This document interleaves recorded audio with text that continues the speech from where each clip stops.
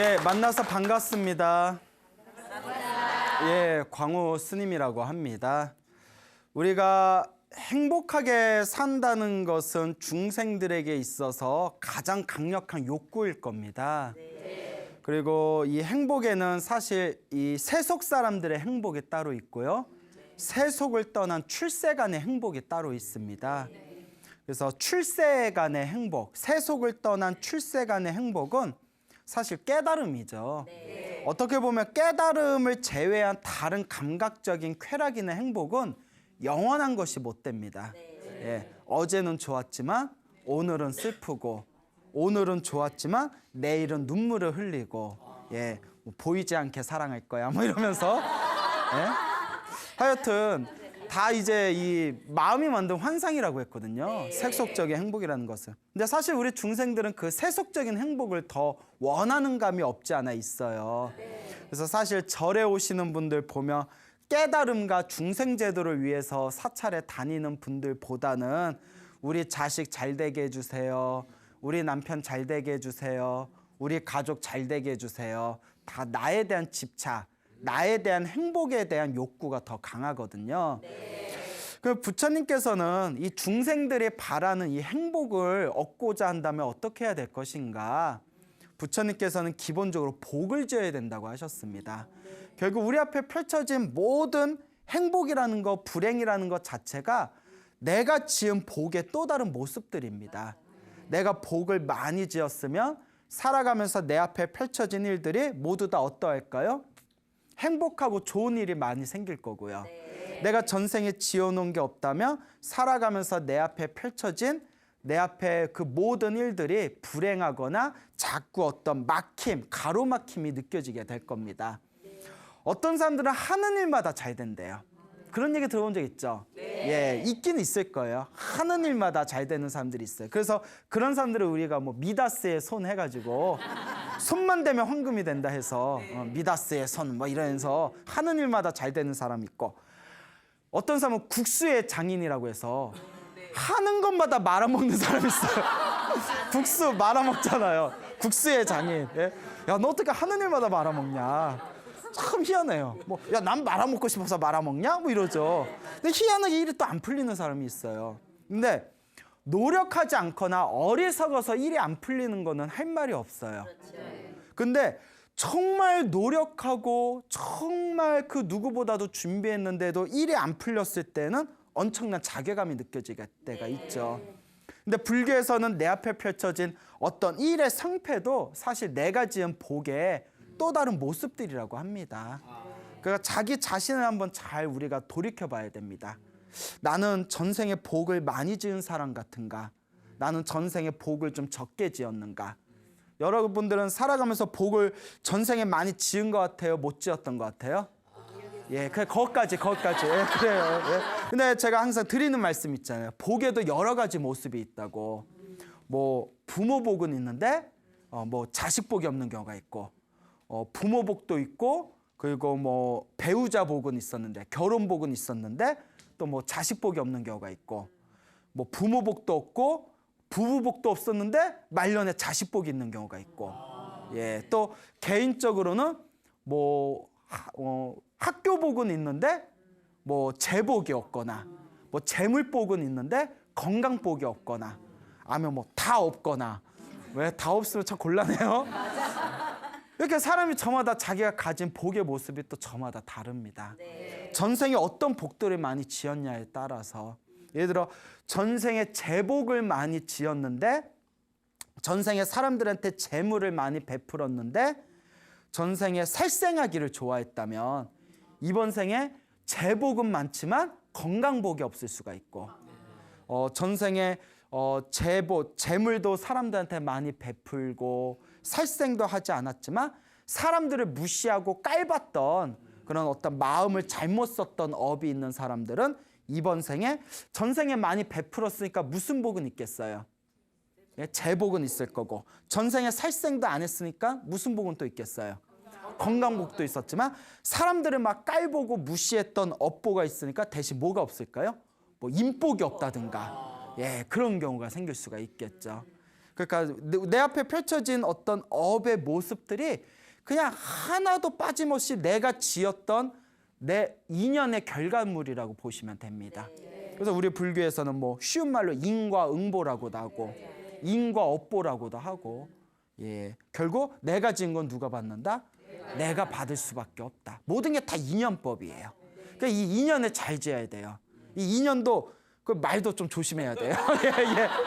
말도 조심하고 인연, 예, 이 인연법을 잘 지어야 됩니다. 예. 그런데 이 인연의 흐름이라는 게 굉장히 무서운 건데, 그대로 내가 지은 업을 내가 받는 건데, 그러니까 가만히 이 사람이 조금 꾀가 있어야 돼요. 가만히 스스로 이렇게 돌아봐서 내가 전생에 지어놓은 복이 많은가, 적은가, 많은가, 아리까리하다 싶을 때 과감하게 이번 생에 내가 전생에 지어놓은 복이 많지 못하니까 이번 생에 좀 내가 잘 닦아야 되겠다라는 마음이 필요합니다. 근데 실제로 우리 불교를 공부하면서도 마음을 잘 못 쓰는 사람들이 없지 않아 있어요. 그것도 이제 업습이라고 해요. 습관. 그러니까 머리로는 알아요. 머리로는 내가 기도해야 되고, 머리로는 내가 복을 지어야 되고, 머리로는 내가 마음 공부해야 되지 하는 걸 아는데 몸이 잘 따라줘야 안 따라줘요. 그게 업의 습관이에요. 그렇게 살아왔던 업의 습관이 있어서 그래요. 툭 하면 이제 욕이 입에 붙었던 사람이 절에 다닌다고 갑자기 욕을 안 할 수가 없잖아요. 이미 습관이 돼 있어서. 그렇잖아요. 맨날 사람들만 모이면 맨날 뒤에서 남 욕하던 사람이 절에 다닌다고 나 오늘부터 남 얘기 안 할 거야? 그러기 쉽지 않거든요. 업의 습관이 있어가지고. 이 업의 습관을 우리가 잘 들여야 됩니다.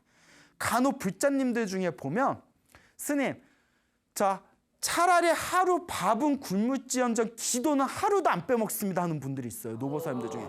정말 업의 습관을 잘 들이신 거예요. 그러니까 꼭 제가 양심에 찔려서 하는 얘기는 아니지만 우리 이제 막 기도하다가도 밥 때 되면 아니야 몸이 건강해야 기도도 하는 거야 하면서 일단 밥을 선택하는 사람도 없지 않아 있거든요. 근데 항상 매일 기도하고 기도하는 습관을 놓치지 않고, 또 사람들에게 자꾸 복을 짓는 분들이 있어요. 자꾸 복 짓고 사람들한테 베풀고 자꾸 공덕 지으려고 애쓰는 사람들. 어떤 불자님은 절에 꾸준히 나와서 봉사하시는 분이 있어요. 지나가는 이야기로 들은 바에 의하면 자기가 너무 박복한 것 같은데 보시할 게, 집에 가난해서 보시할 게 없어서 큰 스님 법문 중에 봉사를 열심히 해도 복 짓는 거라는 얘기를 듣고 마음에 딱 와닿다는 거예요. 내가 전생에 박복하게 살아서 물질적으로는 보시를 많이 못하니까 그 잘 사는 사람들은 뭐 10,000원, 50,000원, 100,000원 우습거든요. 그냥 뭐 은행 이자만 해도 어마어마하게 나오는 분들은 뭐 10,000원, 10,000원, 20,000원 가져가 뭐 이렇게. 예? 그런데 정말 없이 사는 분들은 1,000원 한 장도 아쉬울 때가 있거든요. 그런 분들은 이제 내가 물질적으로 보시하기는 힘드니까 절에 와서 이렇게 몸으로 봉사하는 거. 예, 법당 청소를 한다거나 설거지 봉사를 한다거나 이런 식으로 또 봉사하시는 분들도 다 실질적으로 복을 짓는 겁니다. 근데 이런 복 짓는 게 딱 습관이 되신 분들이 있어요. 노보사님들 중에 보면 한 달 내내 이렇게 들어 누워 계시다가 아이고 관절 아프다, 아이고 허리 아프다 하다가 초하루만 되면 절에 가서 하다못해 절에서 설거지 하나만 안 해드려도 그날 잠이 안 온다는 거예요. 그게 습관이 되셔가지고. 그게 복을 짓는 습관. 예. 뭔가 복을 지으려 하고, 선업을 쌓으려고 하고, 공덕을 지으려는 그 업의 습관. 그게 그 선업을 지으려는 그 습관이 굉장히 중요한 겁니다. 그러니까 내 업보를 보려면 내가 어떤 습관이 있는가? 나는 책 보는 걸 좋아하는가? 아니면 나는 이제 나쁜 걸 보는 걸 좋아하는가? 왜 웃어요? 방송 용어에 안 맞아서 표현을 못하겠네. 책을 봐도 이렇게 부처님의 경전이 담겨져 있는 책을 좋아하는가? 아니면 이렇게 좀 흉악한 내용이 있는 그런 책을 좋아하는가? 그러니까 나에게 어떤 습관이 있는가? 남에게 배려하는 습관이 있는가? 우리 보면 주변에 우리가 갑질하잖아요. 그러니까 권력이 있거나 돈이 많아서 갑질해도 아주 못된 짓인데, 쥐뿔도 없으면서 가치 없는 사람한테 또 갑질하는 사람들이 있어요. 아니, 없는 사람끼리 돕고 살아야지. 너 사는 거 힘들지? 나도 힘들어. 힘든 사람끼리 좀 양보하면서 살자 해야지.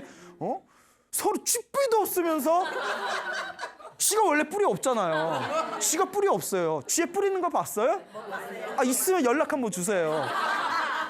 아무것도 없으면서 가치 없는 사람들 위에 군림해서 갑질하고 이런 거 보면 그 업의 습관이 아주 나쁜 거예요. 예. 그러한 안 좋은 업의 습관을 가진 분들이 있어요. 그걸 우리가 마음 공부를 해서 잘 닦아야 된다. 물론 마음 가치는 잘 안 되죠. 마음 가치는 잘 안 되지만 그래서 자꾸 닦으려는 마음이 필요합니다. 화 10번 냈던 사람이 마음 공부해서 화를 9번만 내. 10번 냈던 사람이 9번만 내. 남들을 보면 야, 너 절에 다니면서 수행한다더니 바뀐 게 뭐냐? 그런데 내 입장에서는 그래도 한 번은 참은 거예요. 10번 화냈고 몇 번 화냈어? 9번. 한 번은 참은 거예요. 그러면서 발전하는 겁니다. 예? 한 번 참은 거 2번 참고 3번 참고. 막 부인이 있는데 부인인데 바람 피면 돼요, 안 돼요? 안 돼요. 부인인데 바람 피거나 배우자가 있는데 바람 피면 죽어서 무거운 업보를 줘요. 근데 바람을 10번 피우던 사람이 있었어. 절에 다니면서 바람을 8번만 펴. 비유가 이상한가? 왜 이렇게 좋아하세요? 찔러요? 엄청나게 발전한 거예요. 바람 몇 번 핀 걸 몇 번 핀다? 근데 표정들이 안 좋으세요? 예? 그래 넘어가요. 예. 제 말에 너무 신경 쓰지 마세요. 이렇게 업의 습관을 잘 들여야 됩니다. 부처님 당시에 있었던 일입니다.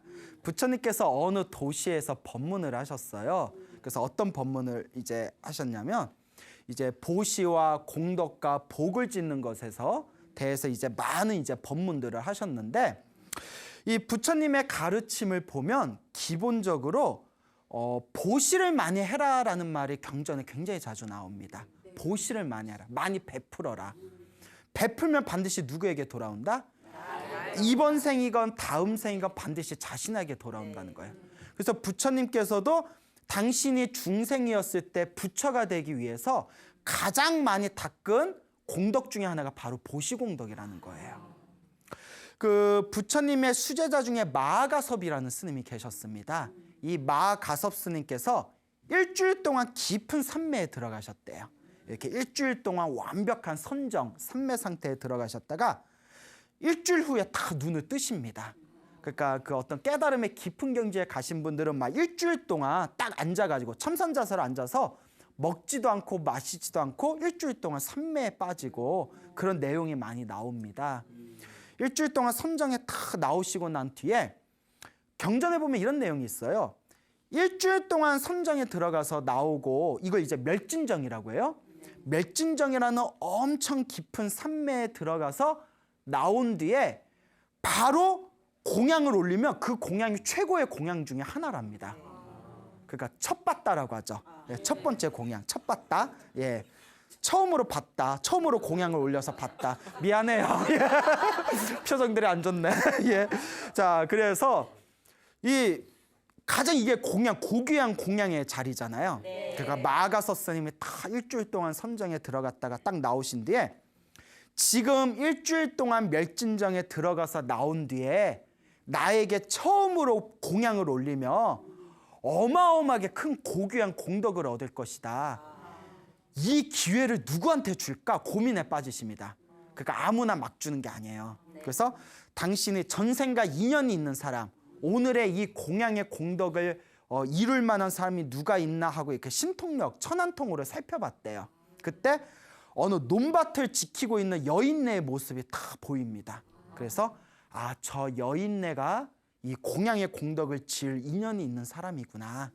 그 여인네가 때마침 그때 쌀을 볶고 있었대요. 쌀을 볶은 이제 볶은 쌀을 볶고 있었는데 마하가섭 스님이 탁 바루를 들고 그 여인네가 있는 데 찾아갑니다. 그리고 얼마나 그 가난한 여인네예요. 그러니까 오늘 하루 먹어야 볶은 쌀이에요.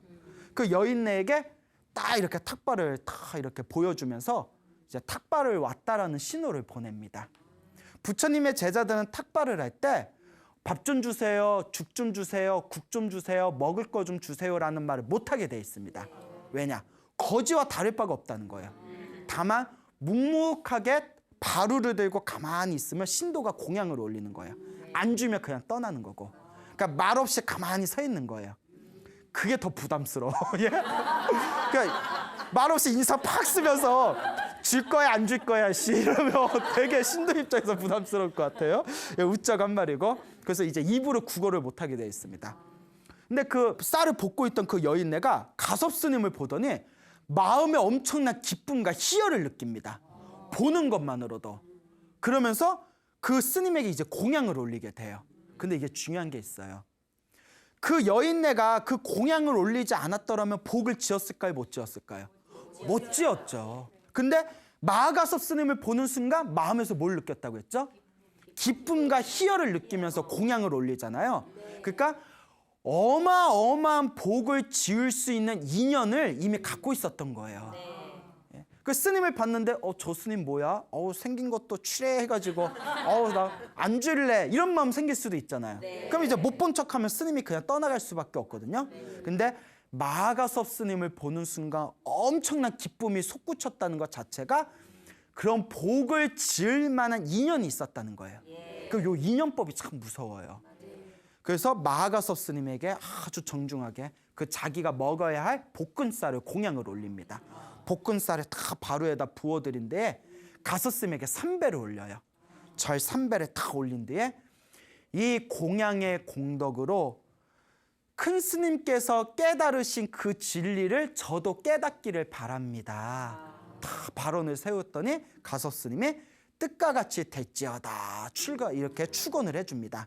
그 가섭 스님이 이제 길을 떠나요. 그리고 이 여인네는 자기가 느꼈는지 모르겠지만 어마어마한 공덕을 지은 거예요. 그리고 큰 스님에게 공양을 올렸다라는 막 기쁨, 그 환희와 기쁨 속에 집으로 가는 길에 그 바닥에 있었던 그 논두랑에 숨어있던 코브라 독사에 물려가지고 그 자리에서 직사해버립니다. 그 자리에서 직사해버려요. 근데 여기서 이제 중요한 게 있어요. 우리 불자분들 이거 굉장히 중요하게 생각해 봐야 되는 겁니다. 우리가 복을 지으면 그 복을 받는다라고 다 생각을 하고 있잖아요.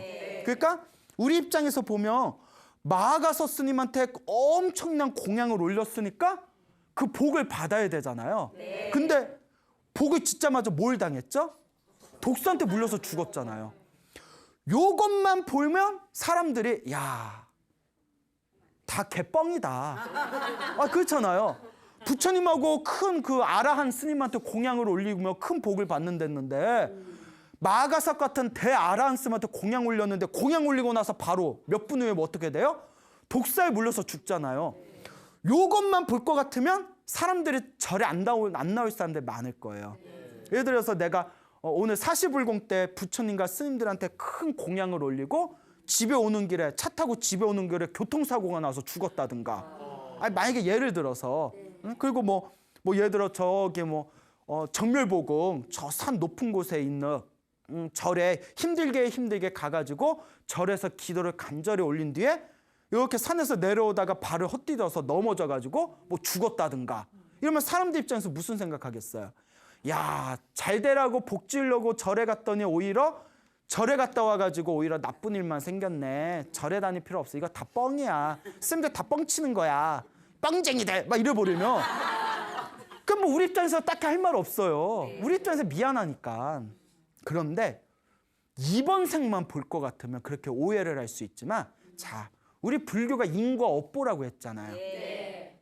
공양을 올린 것도 누구 복이고 내 복이고 코브라한테 물려가지고 죽은 것도 누구 업이에요? 내 업이에요. 코브라와 또 지었던 전생의 업보가 있었던 거고 전생에 독사에 물려야 하는 내가 지은 인연법이 있었기 때문에 물렸을 뿐이고 가섭 스님한테 고귀한 공덕을 공양의 공덕을 지었어요. 그 복도 누가 받아요? 내가 받자. 그래서 코브라에 물려서 죽은 그 여인네는 죽었어 일단. 죽자마자 정신을 차려서 눈에 딱 떠봤더니 하늘색의 신으로 태어나 있는 거예요. 무슨 말인지 알겠죠? 예. 근데 또 이런 걸 안 믿는 사람은 에휴 스님들 할 말 없으니까 그렇게 말지어야 되네. 이래버리면 또 이제 할 말이 없지만 또 부처님 말씀에는 거짓이 없다고 했잖아요. 인과 업보의 법칙에 의하면 코브라에 물린 것도 누구 업이고? 내 업이었고, 마아가서 스님에게 고귀한 공양을 지어서 그 공덕으로 죽자마자 하늘세계 신으로 태어난 것도 누구 업이다? 내 선업이었던 거예요. 그러니까 하늘세계 천녀, 선녀로 태어났어요. 하늘세계 선녀, 신으로 태어났는데, 선녀로 태어났는데, 그래서 책엔 천녀라고 나와요. 천녀, 하늘의 여자. 밑에 수백 명, 500명, 1000명의 신녀들을 거느린 황금 궁전을 갖고 있는, 우리나라 치면 뭐 하늘세계 공주님 정도 된 거죠. 다 이렇게 이제 하늘세계에서 천녀로 태어납니다. 그래서 이름이 라자예요. 라자. 천녀 라자라고 불리게 됐어요. 그래서 이제 라자, 맞아. 예. 그래서 이제 라자로 태어나가지고 이 천녀 라자가 나는 전생에 무슨 복을 많이 졌길래 이렇게 하늘세계에 아름다운 여인과 황금 군전과 수많은 신녀들을 데리고 있는 하늘세계에 그런 어떤 신으로 태어났을까라고 해서 자기 전생을 살펴봅니다. 그 하늘세계에서 이제 자기의 전생을 딱 살펴봤더니 전생에 자기가 보잘것없는 여인네였는데 마아가서 스님의 고귀한 모습을 보고 마음의 희열과 기쁨을 느끼면서 그 볶은쌀을 공양 올린 공덕으로 하늘세계 신으로 태어났다는 걸 알게 됩니다. 그때 마음에서 엄청난 희열을 느끼면서 무슨 다짐을 했냐면, 내가 전생에 보잘것없는 인간 세계의 사람이었는데, 여인네였는데 이번 생에 이와 같은 하늘세계의 신으로 태어난 거는 복을 줘서 그렇다. 그러니 내가 미래 세상의 행복을 위해서라도 내가 계속 무엇을 지어야 되겠구나. 복을 지어야 되겠구나 하면서 시간이 날 때마다 하늘세계에 내려와가지고 마아가서 스님의 시봉을 듭니다. 근데 이제 첫째 날이었어요. 마아가서 스님이 이제 탑발을 나간 사이에 마아가서 스님이 계시는 그 절에 내려와가지고 깨끗하게 방 앞을 쓸고 물 항아리에다 물을 채워놓고 깨끗이 청소를 한 뒤에 사라져버립니다. 가서 스님이 와서 깨끗하게 돼 있으니까 설마 하늘세계 선녀가 내려왔던 건 생각 못하고 이제 우리 후배 스님들이 했나 보다. 우리 후배 스님들이 이렇게 물 채워놓고 청소했나 보다. 그렇게 이제 아무렇지도 않게 생각했는데 또 이틀이 됐어요. 이틀째에도 이제 물을 채워놓고 하늘세계 선녀가 내려와서 천녀 라자가 깨끗하게 방을 청소해 놓습니다. 그것도 이제 3일째에도 이제 마아가서 스님이 그날따라 방에서 이렇게 수행을 하고 있었는데 그때도 천녀 라자가 내려온 거예요. 그래서 라자가 계속 이렇게 방을 이렇게 그 방 밖에 있는 마루를 깨끗이 닦아놓고 물 항아리에 물을 채워놓고 그 밖에서 그런 소리가 들리니까 가서 스님이 어떤 성실한 스님이 이렇게 열심히 일을 하나 싶어서 이렇게 문에서 이렇게 쳐다봤더니 사람이 아니에요. 뭐예요? 선녀인 거예요. 천녀가. 하늘세계 천녀가 내려와서 내 시봉을 하고 있어. 로또지 로또. 선녀, 또 선녀면 얼마나 예쁘겠어. 선녀님 그렇게 힘든 일 하지 말고 나랑 차나 한잔 합시다. 뭐 하면서 딱 불러가지고 커피도 한잔하고 하늘세계는 내가 없어도 잘 돌아가나요? 뭐 이렇게 얘기도 나누고. 근데 마아가서 스님은 되게 불쾌하게 생각하신 거예요. 하늘세계 천녀가 내려와서 자기 시봉을 한다는 걸 수행자의 수치로 여기신 거예요. 검소하고 소박하고 그렇게 살아야 할 수행자에게 하늘세계 선녀가 내려와서 시봉을 하니까 문을 딱 열고 그대는 누구길래 내 처소에 와서 이런 일을 하고 있는가. 저는 마아가서 스님의 제자 라자입니다 이러는 거예요. 나는 라자라는 이름의 제자가 없다. 누구냐 했더니 그 선녀가 자초지종을 얘기하는 거예요. 제가 전생에 그 논밭을 지키는 여인네였는데 스님이 오셔서 탑발을 원하시길래 제가 볶은쌀을 스님께 공양 올리지 않았습니까? 그 공덕으로 하늘세계 신으로 태어났습니다. 그때서야 가섭스님이 그대가 공덕을 지어서 하늘세계에 태어난 건 너무나 잘한 일이다. 그런데 굳이 이 인간 세상에 내려와서 나의 시봉을 하는 건 옳지 못한 일이다. 그러니 어서 사라져라. 다른 데 가서 봉사해라 라고 보내는 거예요. 그러니까 이 천녀 라자가 눈물을 흘리면서 저는 미래 세상을 위해서라도 복을 지어야 됩니다. 저는 너무나 복을 짓고 싶습니다. 그러니 제발 쫓아내지 말아주십시오. 사정을 하는 겁니다. 그때 가서 스님이 가라 라자가 못 간다, 못 간다. 가라, 가라. 못 간다, 못 간다. 그래서 라자에게 맞아야 갈래? 예, 그 바로 농담이에요. 가소슴이 때릴 리는 없고. 그래서 이제 창피를 줬답니다. 너는 네 집이 어딘지도 모르냐 하고 손가락을 탁 튕겼대요. 예, 뭐 책에는 그렇게 나와요. 네 집이 어딘지도 모르냐 하면서 손가락을 딱 튕겼대요. 이게 뭐 창피를 주는 방법인가 봐요. 그러니까 천녀 라자가 울면서 허공으로 날아가면서 허공에서 합장을 하면서 저는 복을 짓고 싶습니다. 제발 저를 쫓아내지 말아주세요 하고 외쳤대요. 그 소리가 멀리 있는 사원에 있는 부처님 귀에까지 들립니다. 그 부처님이 이게 뭔 소리요? 뭐 이러셨겠죠? 뭔 소리요?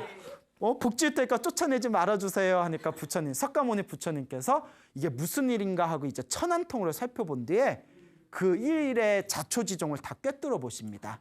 그때 부처님께서 천녀 라자를 불러드립니다. 그 라자에게 이렇게 얘기합니다. 라자여, 더 이상 나의 제자 마하가섭을 괴롭히지 말아라. 마하가섭은 검소하게 살고 소박하게 사는 수행을 닦고 있다. 그러니 하늘세계 선녀가 내려와서 시봉하는 것을 부담스러워하는 거다. 그러니 나의 제자 마하가섭을 더 이상 번거롭게 하지 말아라 하면서 다음과 같은 법문을 하십니다. 하지만 복은 계속 어떻게 해야 된다? 지어야 된다. 복은 끊임없이 지어야 된다. 복은 끊임없이 짓고 끊임없이 닦아나가야 된다. 열심히 복을 지어 놓은다면 이번 생에도 행복하고 다음 생에도 행복해지게 될 것이다 라는 유명한 말씀을 남기십니다. 이번 생에도 행복해질 수 있고 다음 생에도 행복해질 수 있는 것, 그게 바로 뭐다? 복이라는 겁니다. 그러면서 우리 부처님께서는 다음과 같이 제자들에게 말씀하십니다. 모든 걸 갖추고 하늘세계에서 황금 궁전과 500명, 1000명의 시녀들을 데리고 있는 부족함이 없는 하늘세계 선녀조차도 저렇게 복을 지으려고 애쓰고 노력하는데 하물며 인간 세상에 복이 부족한 중생들은 복을 지으려고 노력하려 하지 않을 수 있겠는가라고 법을 설하고 계십니다. 근데 우리 불자분들은 정말 복 짓는데 마음을 깊이 써야 됩니다. 어떤 분들이 이렇게 얘기하세요. 스님, 저는 수행해야 되기 때문에 마음 공부해야 되기 때문에 복 지을 시간이 없습니다. 근데 아닙니다. 경전에도 나오고 논서에도 나오고 역대 큰 스님 법문에도 나오지만 수행하려면 또 뭐가 있어야 된다? 복이 있어야 됩니다. 수행도 복이 있어야 수행할 수 있다고 해요. 복이 없으면 수행할 때 자꾸 장애가 생긴대요. 스승복이 있어야 되고 공부할 수 있는 도량복이 있어야 되고 건강복이 있어야 되고 같이 수행하는 도반복이 있어야 되고 수행하려면 뭐가 있어야 된다? 복이 있어야 된다. 그러니까 수행하는 사람도 복이 있어야 되고 사업하는 사람도 복이 있어야 되고 장사하는 사람도 복이 있어야 되고 하다못해 결혼하려고 하는 노처녀, 노총각도 뭐가 있어야 되고 복이 있어야 좋은 배우자를 만날 수가 있습니다. 복은 우리 중생들 삶에 있어서 가장 강력한 힘을 발휘하는 에너지입니다. 여러분들이 살아가면서 내가 참 진정한 행복을 닦고 나아가려면 반드시 이 복이라는 것이 밑바탕에 있어야 된다는 것을 한 번 생각하고 두 번 생각하고 10번 생각하고 이 복이라는 것을 결코 소홀히 하지 마시길 바랍니다. 네. 알겠죠? 네. 네. 그 부처님 당시에 그 쫄라 에까사타카라는 사람이 있었어요. 쫄라 에까사타카. 그러니까 그냥 쫄라라고 할게요. 쫄라. 이 쫄라라는 사람이 있었는데 쫄라에게 부인이 있었어요. 근데 너무나 가난한 거예요. 얼마나 가난했냐면 전생에 엄청나게 복을 안 지었나 봐요. 얼마나 가난했냐면 남편이랑 쫄라랑 쫄라 안에는 바지가 한 벌씩 있었대요. 밑에 하의가. 그리고 윗도리는 아내와 자기를 합쳐서 한 벌밖에 없는 거예요. 한 벌밖에. 그러니까 남편이 나가려면 부인은 집에 있어야 되고 부인이 나가려면 남편은 집에 있어야 돼요. 옷이 하나뿐이 없으니까. 그러니까 여보 나 내일 나가야 되니까 내일은 당신이 집 지켜. 나도 내일 약속 있는데 취소해. 뭐 이러면 돼요. 그러니까 이 옷 한 벌로 돌려가면서 입어야 되니까 얼마나 가난한지 아시겠죠? 네. 그러니까 남편이 나가려면 부인이 집에 있어야 되고 부인이 나가려면 남편이 집에 있어야 돼서 옷 한 벌로 번갈아 가는 그 부부가 있었는데 어느 날 이제 부처님의 법문이 있다라는 얘기를 듣습니다. 그래서 부처님의 법문을 부부가 너무 듣고 싶은 거예요. 그래서 남편이 물어봅니다. 낮에 갈래, 저녁에 갈래? 그러니까 낮에 가면 이제 한 명은 집에 남아야 되고 또 한 명이 이제 밤에 집에 있을 때 또 이제 저녁 법문은 또 한 사람이 가면서 번갈아 가야 되니까. 그러니까 부인이 저녁에는 그러면 당신이 가요. 나는 여자니까 낮에 가서 법문 듣고 올게요. 그래서 이제 부인이 가서 낮에 법문을 듣고 옵니다. 그 이제 저녁 법문 시간에 부처님께서 오전 오후 2교대셨나 이렇게 그래서 부처님의 법문을 들으려고 저녁에 들어가십니다. 그래서 저녁에 이제 그 남자가 이제 옷을 입고 부처님의 법문을 들으려고 저녁에 가서 법문을 이렇게 저녁에 듣다가 엄청난 기쁨과 환희감을 느낍니다. 엄청난 희열을 느껴요. 마음속에서 엄청난 희열을 느끼다가 문득 이런 생각을 합니다. 부처님한테 무언가 공양을 올리고 싶다. 부처님한테 공양. 내가 전생에 얼마나 복을 안 지었으면 이렇게 가난하게 살겠냐. 근데 내가 가진 거라고 뭐밖에 없다? 옷밖에 없다. 근데 옷을 보시하면 부인과 나는 밖에 나올 수가 없다. 이게 유일한 재산인데 옷을 보시를 할까 말까 할까 말까 고민에 빠집니다. 여러분들은 하겠어요 안 하겠어요? 안 하죠. 그래서 이렇게 사는 거야. 이래서 근데 나 같아도 못할 것 같아요. 옷을 한 벌뿐이 없잖아요. 예. 요새 같은 현대사에 또 그 마음 이해해요. 저 같아도 참 어려울 거예요. 그러니까 이 사람도 얼마나 고민되겠어요. 또 자기 옷이 아니라 반은 부인 옷이잖아. 지분이 있잖아. 지분이. 예? 지분이 있는데 50대 50이잖아요. 그러니까 집에 못 가고 보시할까 말까 보시할까 말까 하다가 초저녁이 지났답니다. 근데 또 집에 못 가고 보시할까 말까 하다가 한밤중이 지났대요. 한밤중이 지났는데도 집에 못 가고 절에서 보시할까 말까 그 쓴데 지나가면서 저 사람 왜 저래? 아마 이랬을 거예요. 고민하다가 이제 새벽이 올 때가 됩니다. 초저녁이 지나고 한밤중이 지나고 새벽이 코앞에 왔을 때 내가 이 옷 하나 보시할까 말까 하다가 벌써 새벽이 동이 트일 때가 왔다. 이제 결정을 내릴 때다. 할 것인가 말 것인가 하다가 드디어 믿음으로 이기심을 눌러버립니다. 그 옷 하나를 부처님께 보시를 해요. 그리고 보시를 하고 너무나 기뻐서 절에 나와가지고 이겼다 소리를 지르는 거예요. 이겼다 내 이기심을 이겼다는 거예요. 이게 쉽지 않은 거 아시겠죠? 이겼다 이 쫄라가 이겼다 소리를 질렀더니 그때 부처님 법문 들으려고 그 절에 막 이렇게 지나가던 빠세나디 왕이라고 있었어요. 빠세나디 이름이 빡세요. 빠세나디 왕이 누가 이겼다니까 아니 왕이 지나가는데 이겼다라니 이게 무슨 그래가지고 이제 자기 밑에 있는 신하를 보내서 야 저 이겼다 외치는 저 정신 나간 남자에게 뭘 이겼는지 물어봐라. 왕이 있는데 뭘 이겼는지 궁금하다. 그래서 딱 물어보냈더니 이제 자초지종을 얘기합니다. 내가 저녁에 법문 듣고 너무 부처님께 보시하고 싶은데 보시할 게 없어서 옷을 보시할까 말까 보시할까 말까 고민하다가 새벽녘에 나의 이기심을 이기고 비로소 제가 보시공덕을 이뤘습니다. 그래서 이겼다고 외치는 겁니다. 신하가 이제 왕한테 그 얘기를 했더니 왕이 감동받은 거예요. 너무 감동받아가 야 저렇게 믿음으로 부처님께 보시했는데 내가 어떻게 보답을 안 하겠냐. 대단하구나 하면서 옷을 2벌을 보시했대요. 야 그런데 2벌을 보시를 받았을 때 우리가 또 와 장땡이다. 부처님께 보시했더니 바로 날라오네. 이런 마음이 있잖아요. 이거는 내게 아니다. 부처님께 보시해서 들어온 거니까 내가 가질 수가 없다 해가지고 2벌을 보시했대요. 그 옆에 신하가 보고 벙 쪄가지고 왕한테 얘기했대요. 그래? 그 4벌을 보시했대요. 또 4벌을 받은 남자가 또 그 옷을 누구에게 보시했을까요? 부처님 사원에다 또 보시한 거예요. 그래서 이제 왕도 이제 호승심이 일어나는 거예요. 그래 한번 해보자. 갈 때까지 가보자. 그래서 2벌 보시하고 4벌 보시하고 8벌 보시하고 16벌 보시하고 32벌을 보시했대요. 32벌을 보시하니까 32벌도 다 보시하려고 했대요. 그래서 왕이 이제 보다 못해서 남자를 드디어 불렀대요. 남자야, 남자야. 그 계속 내가 그대에게 옷을 줄 때마다 다 보시한 건 좋은데 자 이제 그만하자. 네 거랑 네 아내 거 한 벌씩은 남겨놓고 보시해라. 라고 이제 타협을 받답니다.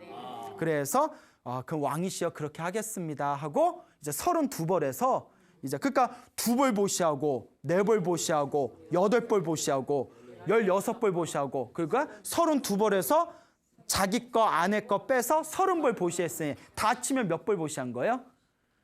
계산 안 된다. 예, 그래요. 예, 자, 아니죠. 2벌 보시하고 그러니까 가만 계시면 중간 갔을 텐데. 예. 자, 하여튼 이제 넘어가서 자, 그래서 왕이 너무나 감동을 받은 거예요. 아, 이렇게 훌륭한 사람이 있다니 해가지고 일부러 그 남자에게 천 있죠, 천. 한 양에 1000년짜리 비싼 천 2장을 줬대요. 긴 천. 옛날엔 비단 있잖아요. 예, 비단 한 장에 1000냥짜리 비단을 2장을 줬답니다. 근데 이제 역시 그 남자는 그걸 어떻게 했을까요? 한 장은 부처님의 이제 침소에 햇볕을 가려주는 그 천막용에다가 이렇게 걸어드릴 수 있도록 보시를 했고, 한 장은 또 남은 한 장은 그 스님들의 탁발을 하다가 해가 떠 있을 때 피할 수 있는 천막의 그늘막인용으로 1000냥짜리를 보시를 한 겁니다. 그래서 왕이 그 얘기를 또 듣고 나서 야, 참으로 대단하다. 참으로 대단하다 하면서 왕이 아주 큰 황금과 재산을 그 사람에게 재산을 물려줬다라는 이야기가 전해지고 있습니다. 정말 대단하죠? 네. 이게 이야기지만 그 이야기거리지만 내 믿음과 비교해보면 쉬운 일이 아니에요. 네. 아까도 업에 대한 습관에 대해서 얘기했죠. 네. 그러니까 그 사람은 자기 업에 대한 습관을 이긴 거예요. 네, 이기심. 우리 중생 기본적으로 그런 이기심의 습관이 있거든요. 나 오늘 이거 내가 써야 되는 건데, 나 이거 보시하면 우리 애들 오늘 굶어야 되는데, 이거는 내가 이거 쓰면 안 되는 건데. 근데 그걸 이기기가 정말 어렵거든요. 그래서 이와 같은 엄청난 공덕을 지은 이 쫄라는 이제 수많은 사람들의 입에 오르내리게 되었고요. 이게 대단한 거 알면서도 우리가 실천하기가 참 어렵습니다. 우리에겐 나라는 집착이 있기 때문에, 내 것이란 집착이 있기 때문에. 그래서 부처님의 제자분들께서 그 쫄라에 대해서 이야기를 하고 있을 때, 대화를 나누고 있을 때, 야, 그 쫄라 대단하다. 야, 쫄라 엄청 대단하네. 쫄라 막 이러면서 부처님께서 이렇게 지나가다 제자들이 대화하는 내용을 듣습니다. 그때 부처님이 다음과 같이 얘기합니다. 쫄라 에까사타카는 정말 대단한 공덕을 졌다. 그러기가 쉽지 않다. 그런데 쫄라가 만약에 한 생각, 내가 바로 보시해야 되겠다 했을 때 고민하지 않고 바로 보시했으면 사실 더 큰 공덕을 얻었을 거다. 미루다가 보시했기 때문에 그 정도에서 끝난 거다라고 하셨답니다. 그 부처님께서 다음과 같이 이야기하십니다. 선업을 지어야 되겠다, 복을 지어야 되겠다는 생각이 날 때 바로 지어라. 복 짓는 걸 느리게 짓더라도 공덕은 있지만 복을 느리게 지으면 돌아오는 공덕도 좀 느리게 온다라는 말씀을 남기셨다고 합니다. 그런데 저는 우리 불자분들에게 좀 다르게 이야기를 합니다. 제가 강의를 할 때 보시를 하면 엄청난 공덕을 받는 건 사실이지만 우리 중생들은 이 내 것이라는 업의 습관이 너무 두껍기 때문에 일단 습관부터 들여야 된다. 그러니까 보시할 때 너무 무리하지 말고 부담이 안 되는 선에서 꾸준히 해라. 작은 거라도 부담이 안 되는 선에서 꾸준히 해라. 어떤 의미인지 이해가시죠? 네. 그러니까 업에 좋은 습관을 들이는 것부터 시작해라. 예를 들어서 우리가 이런 이야기를 듣고 너무나 나도 그렇게 해야 되겠다라는 그런 굴뚝심심이 나가지고 갑자기 믿음이 팍 나서 큰 재산을 보시했다가 우리 중생들은 그런 어떤 내 것에 대한 집착이 강하기 때문에 나중에 후회하는 경우가 있어요. 그때 내가 미쳐가지고 한 번에 올인했어. 올인 콜 더블로 가 뭐 이렇게. 그런데 그 좀 아까워. 근데 보시는 하고 나고 후회하고 아까우면 공덕이 좀 깎인대요. 그러니까 보시하고 큰 것을 보시하고 나서 나중에 후회하지 말고 작은 보시라도 차라리 어떻게 해라? 꾸준히 해라. 일단 우리 수준에 맞춰서 꾸준하게 보시하고 베푸는 습관에 차곡차곡 들어놓으면 나중에 복 짓는 습관이 완전히 뿌리를 내리게 되면 우리도 언젠가는 부처님의 경전에 나오는 큰 보시를 행하는 불자들처럼 그런 어떤 복 짓는 강력한 큰 그릇을 얻게 되실 겁니다.